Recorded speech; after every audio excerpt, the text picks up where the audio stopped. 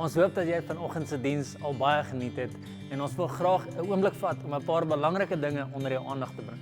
Eerstens, waaroor ons baie opgewonde is einde van Augustus gaan al ons manne op 'n mannekamp. Die hele Doxa dag, ons mik om 1000 manne te hê. En natuurlik wat by 'n mannekamp gebeur, is daar word gebraai. Nou ons het hierdie baie wyse man ingekry om vir ons te vertel oor hoe daar gebraai was in die Bybelse tyd. Hoor gou hierso.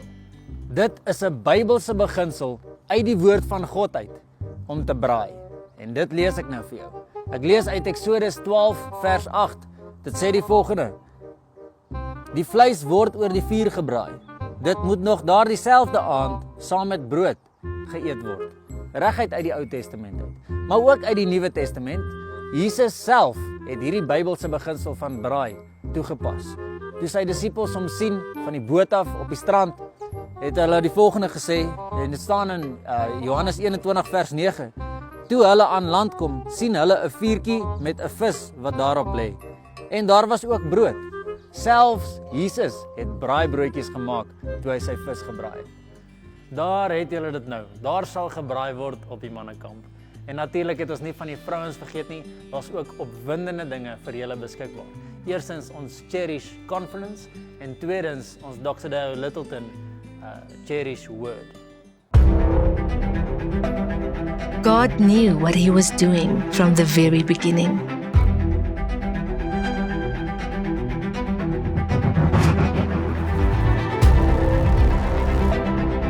He's called you by name into his divine majesty.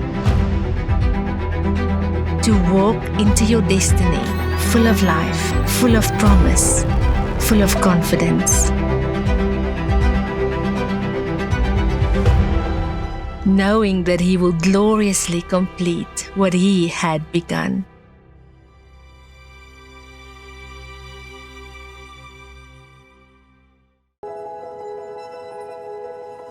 Ladies from around the world are called to a life of colorful living. This is Christ's invitation to you and your friends. A life fresh, new, and radiant with godly color. God has created woman as a strength. I live in the fullness of who he has called me to be. Discover and live in his affirmation of who you are. Let his perspective flood your heart with light. We are women with a mission from God to nurture, to love, and to inspire, and to cherish the uncherished. Invite your friends to this life-changing 7-week course and let the colorful living begin.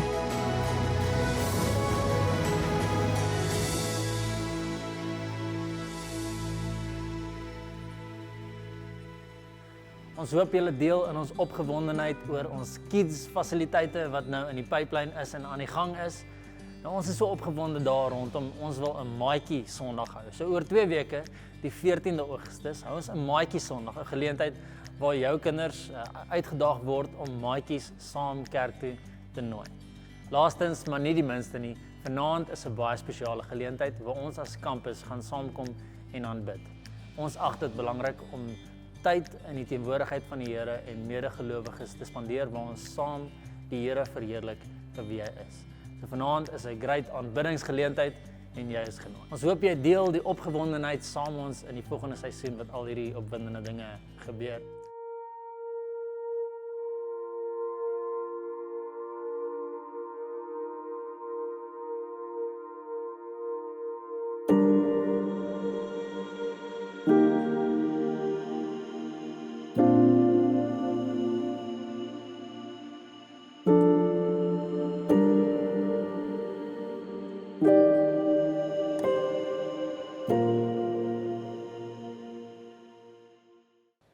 Goeiedag en baie welkom vandag saam met ons. Ons gaan sommer dadelik induik. Ek is so opgewonde oor hierdie reeks waarmee ons besig is, die lengte en die breedte van die gospel, die volle gospel storie. Nou ons het verlede week bietjie gesels oor die geheelprentjie, die oorsig van hoe lyk die lengte en die breedte van hierdie gospel. Maar vandag gaan ons begin ingaan en bietjie begin sak na dit. Maar ons het gesê, hierdie gospel wat ons oor gesels, is 'n 4-chapter gospel.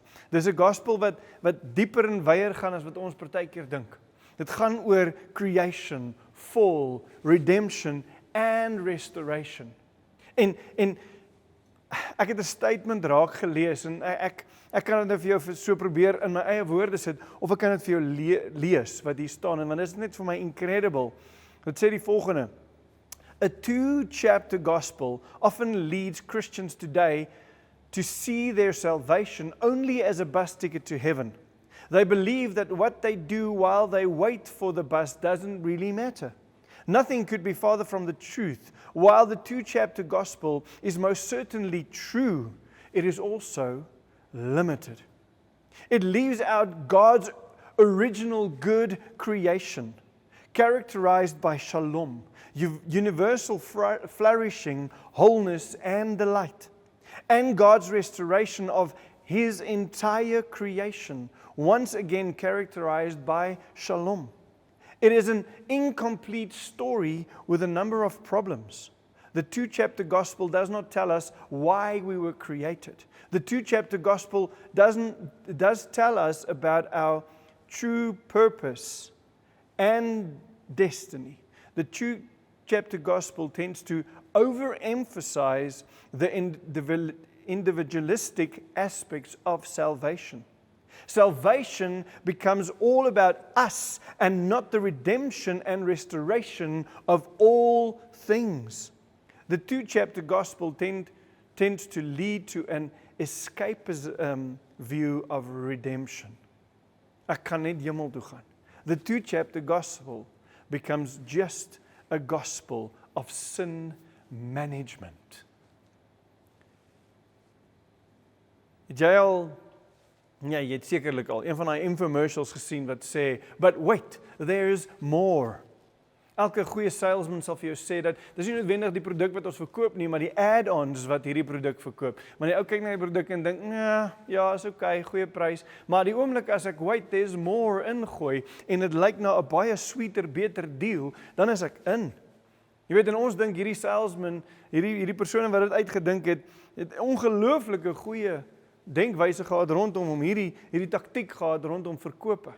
Maar kan ek vir jou sê, dat hierdie gedagte van wait there's more, is meer as 2000 jaar terug, eintlik van die begin van die skepping af, deur God aangekondig, en vir die mens gegee. So, God het vir die mens gesê, wait, there's more. Want sien wat gebeur is, God maak die mens, en hy sê die volgende, dit is baie goed. Hy het die skepping gemaak en hy sê, dit is goed, en hy maak die mens en hy sê, dit is baie goed. Ek het nog nooit in my lewe so iets gemaak nie. Wow! Ek gaan dat die kroon van my skepping oor die aarde heers. Hoor gou wat staan in Genesis 1 vers 27 tot 31. So God created man in his own image. In the image of God he created him, male and female. He created them. Then God blessed them, and God said to them, be fruitful and multiply, fill the earth and subdue it. Have dominion over the fish of the sea, over the birds of the air, over every living thing that moves on the earth. And God said, see, I have given you every herb that yields seed, which is on the face of the earth, and every tree whose fruit yields seed. To you it shall be for food. Also, to every beast on the earth, to every bird of the air, and to everything that creeps on the earth, in which there is life, I have given every green herb for food. And it was so. Then God saw that he had made, and indeed it was very good. Dit was briljant, mooi, beautiful. Dit was uitgesit as, wow, dis sy plan. Ek het laasweek vir julle gesê, dat voor die grondlegging van die aarde het hy hierdie plan gehad vir ons. Dis sy droom. En hier kom die vyand, en vertel hierdie leuen aan die mensdom, dat hulle nie goed genoeg is nie. Dat hulle kan beter wees. Dat God dinge van hulle weerhou. En hy verdraai die wait there's more gedagte. Verdraai hy na 'n cheap knock-off weergawe van lewe. As julle van hierdie boom eet, dan sal julle alles weet wat God weet. Dan sal julle soos hy wees. Daai stelling glo Adam en Eva. Al is hulle gemaak in die beeld en die gelykenis van God.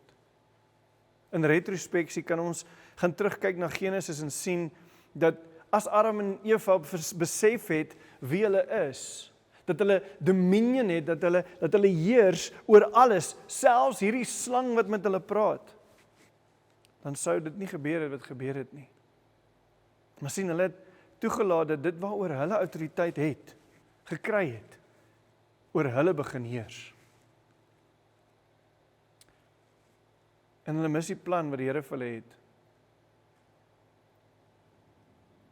En hoe meer ek die Bybel lees, en hoe meer ek stories van mense in die Bybel raak sien, en besef dat sonde is daai ding wat ons wegvat van God af, wat ons wegvat van die plan van God af. Besef ek, dit is een groot ding, is om dinge self te probeer doen. Of dinge buite design te probeer doen. Om dinge, om te sê ek weet beter. Om te sê ek is mos nou in charge, ek sal die besluit maak. Wat weet die Skepper nou? Dis eintlik die grootste sonde. Wat doen sonde? En dis waar die val gekom het van die mens. Dit breek verhouding met God. Dit vat ons weg van dit wat hy eintlik oor ons kom sê het. Ons het nie meer deel aan sy heerlikheid en sy heiligheid nie. Jy sien, en hy het nog altyd, wou hy gehad het, ons moet deel wees van dit. Maar as die val, en as gevolg van hierdie val, is daar hierdie curse, wat oor mens en oor skepping uitgespreek word. Daar is hierdie verwydering van dit wat God se intensie is, omdat die intensie verkeerd uitgeleef het. En dood vat heerskappy oor. Dood word nou die manier hoe dinge geran word. En ewe skielik, as gevolg van dit is daar skuld, skaamte en seer in ons wêreld. Mankind are doomed to eternal death. Dit beteken dat gebrokenheid, verlorenheid en pyn in ons wêreld inkom en die stelsel waar volgens mense leef van dag tot dag. Van daai dag af waar Adam en Eva hierdie uitspraak oor die mensdom laat gebeur het, maak dit ons vandag sê ons is by 'n plek waar kyk na my wêreld en kyk wat is dit. Maar ek wil vir jou sê, en as ons praat oor die gospel beteken die goeie nuus, dan hier kom die goeie nuus. En want daai is nie vir my goeie nuus nie. Hier kom die goeie nuus, want so lief het God die wêreld gehad dat hy sy enigste gebore seun gegee het, sodat die wat in hom glo nie verlore sal gaan nie, maar die ewige lewe sal hê. Jy sien, dit wat nou gebeur is nie in sy design nie. Dit wat nou gebeur het is nie in sy design nie. Hy wil sy design kom regmaak, kom heel maak, kom maak wat hy wil hê dit moet wees. En ek wil hê jy moet besef, die gospel is nie net 'n storie van restoration nie, maar is 'n storie van regeneration. Hoor gou wat sê Romeine 5 vers 19.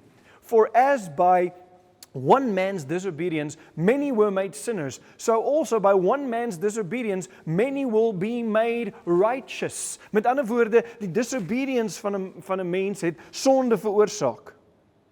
Die ander kant van die coin, wat sonde verwyder, is righteousness. By one man obedience, many will be made righteous. Dis die goeie nuus van die gospel. God se intensie vir die mensdom van die begin af was weggevat as gevolg van sonde en het nooit gerealiseer nie, want sien sonde kan vergewe word. En ek wil hê jy moet hierdie mooi hoor, sonde kan vergewe word deur die offer van 'n dier. deur bloed wat vloei, maar dit herstel nie die mens terug na wat hy wou gehad het moet wees nie. God het 'n beter plan gehad as net dat ek en jy moet skapies en bokkies en duifies moet slag vir die res van ons lewe om voor sy oë daarom aanvaarbaar te kan wees. So Adam het gekom en hy het 'n val gehad. Jy weet, dis eintlik as ons Humpty Dumpty se song kyk. Humpty Dumpty had a fall. Of sit on the wall and Humpty Dumpty had a great fall. All the king's men and all the king's horses couldn't put Humpty together again. Maar hier kom Christus en hy het 'n groter plan. Hy wil nie net hê ons moet herstel word na die plek toe waar ons weer soos Adam is nie. Maar meer. En nie bietjie meer nie, soveel meer, much more, wil hy vir my en vir jou kom gee. Ek wil hê jy moet besef, jy is nie net herstel na die beeld van Adam sonder sonde nie, maar jy is herskep in die beeld van Christus.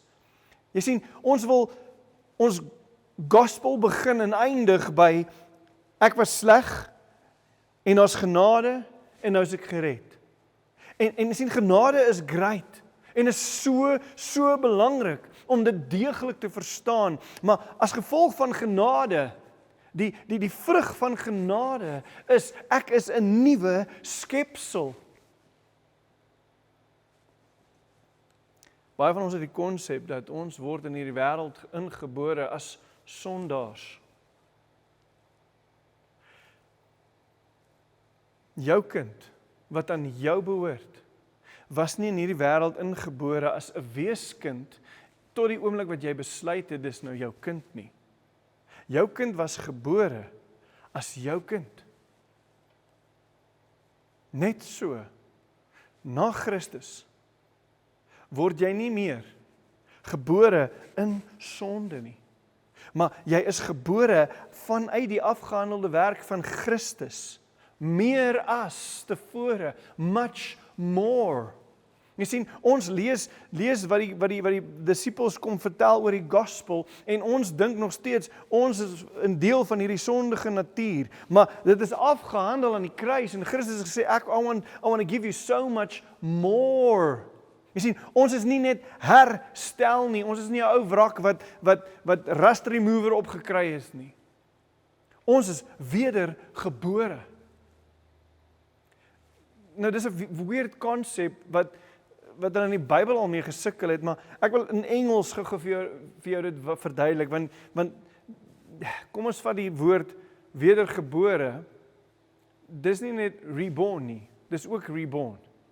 Maar as jy in Google Translate gaan intik, wat beteken regeneration? Dan kry jy wedergebore.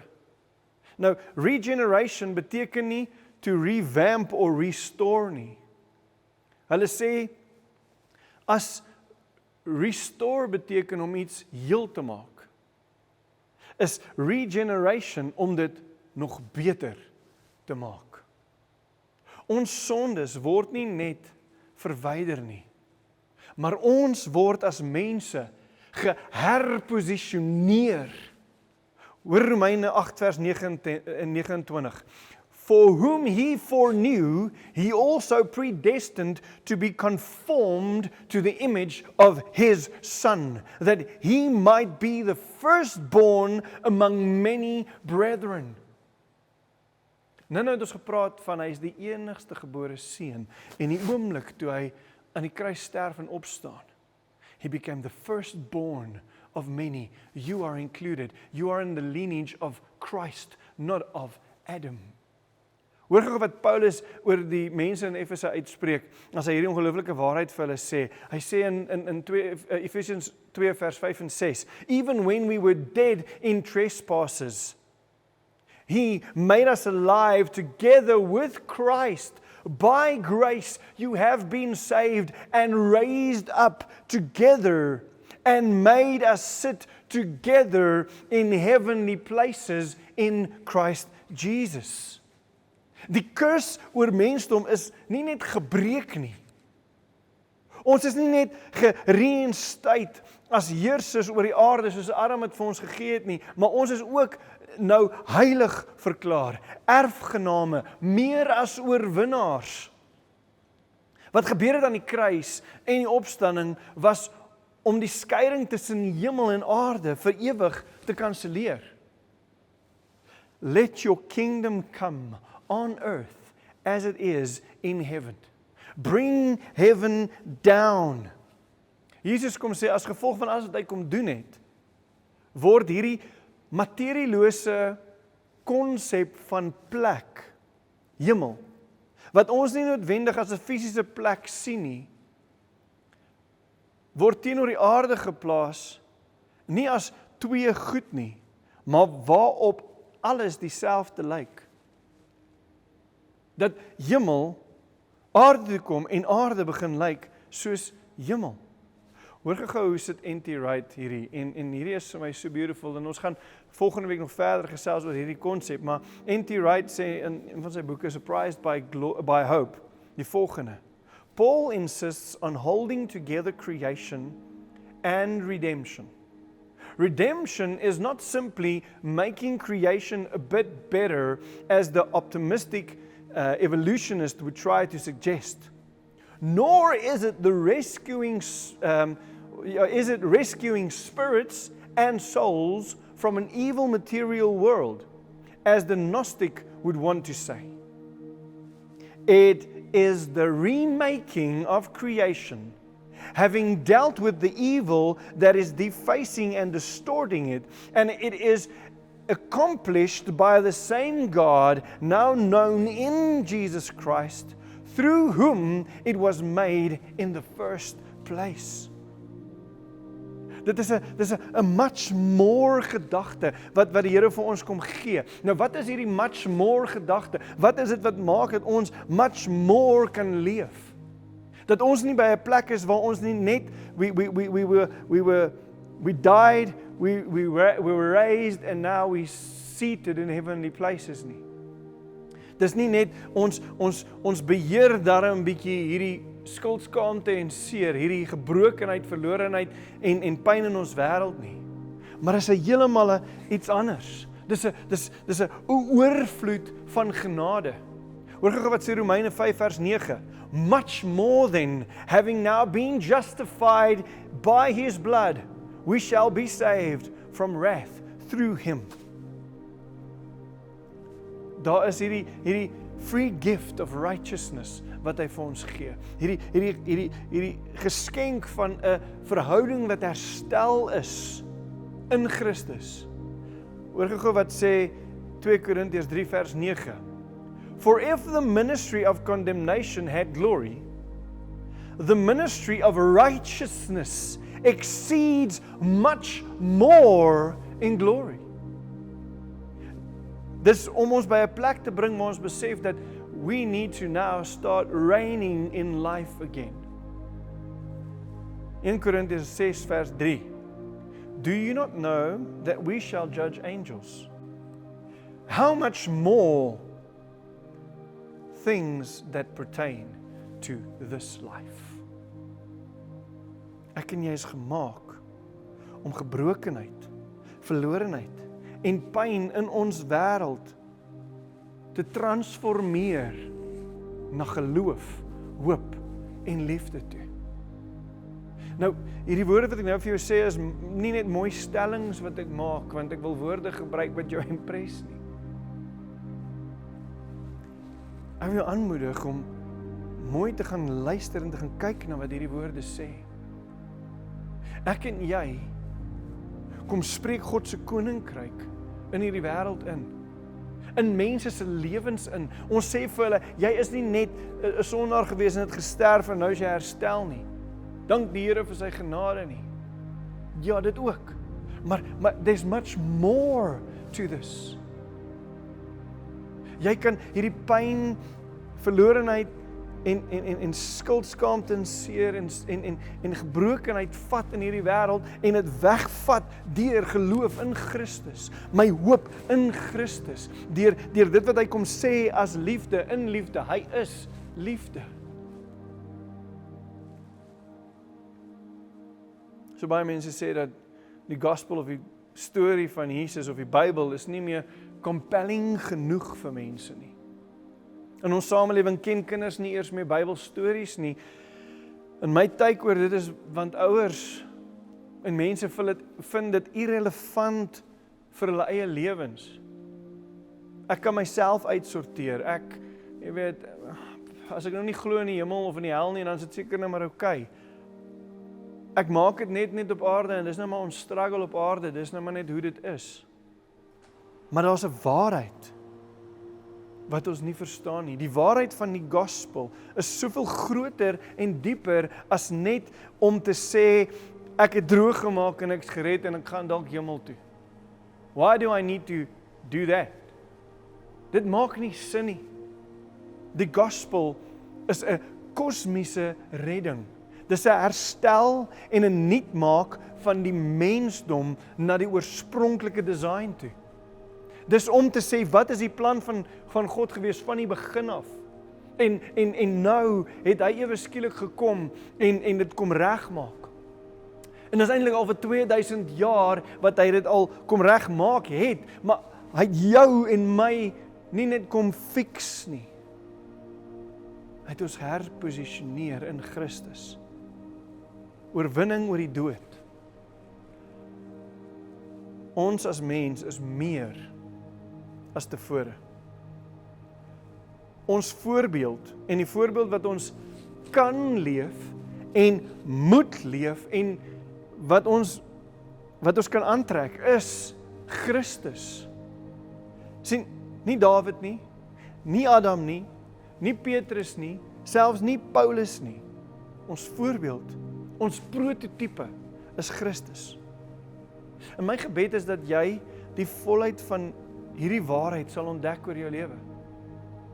My verwagting is nie dat net dit wat jy vandag gehoor het, ewe skielik vir jou alles gaan oopmaak nie. Ek moes 'n lang tyd spandeer om hierdie goeders weer te hoor en dit te herkou en daaroor te dink en daaroor te bid en tyd saam met Jesus te spandeer om te kyk hoe Paulus en die ander disippels met hierdie waarheid gespook het om te begin verstaan wat die implikasie is en dit te aanvaar in my lewe. My gebed vandag dan oor jou is dat die volheid van die lengte en die breedte van die gospel jou hart sal tref. Want daar's iets wat die storie, die waarheid van Christus oor jou lewe vir jou kom doen. En dis om vir jou te sê, jy is meer werd as net om dit net te maak. Jy is meer werd as net hierdie persoon wat, ek het jou jammer gekry, nou sit ek jou op 'n ander plek neer. Jy is meer werd en jy's gemaak met 'n groter purpose as net om hemel toe te gaan. Daar's soveel meer. Soveel meer. Ek wil vandag vir jou bid.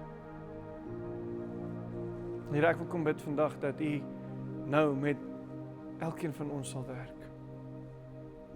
Heilige Gees, dat U net 'n openbaring in ons gees sal kom laat drap oor die waarheid wat U uitgespreek het oor ons.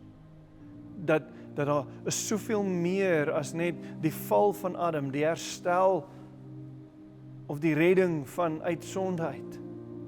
Maar Here, U het ons kom herposisioneer en gesê, dis soveel meer. It's above the level of what it previously was. En dat ons sal begin ontdek wat die implikasie van daai is, o Vader. Dat ons sal begin ontdek wat die implikasie is om in 'n verhouding met U te staan. En om te ontdek wat U oor my sê. Om te ontdek wat U oor die mensdom sê, oor die aarde sê. Dit verander alles. Dit verander alles. Ek loof U naam vir dit, o Vader. Amen. Volgende week gaan ons verder gesels oor hierdie implikasie van ons heerskappy op aarde in Christus en wat daai herstel is, nie net in my nie, maar wat die herstel is van ons planeet. En wat dit beteken. The restoration of creation. Maak seker, jy gaan vat hierdie week die woord. Jy gaan delf 'n bietjie daar rond en maak seker jy skakel in volgende week om bietjie verder te luister.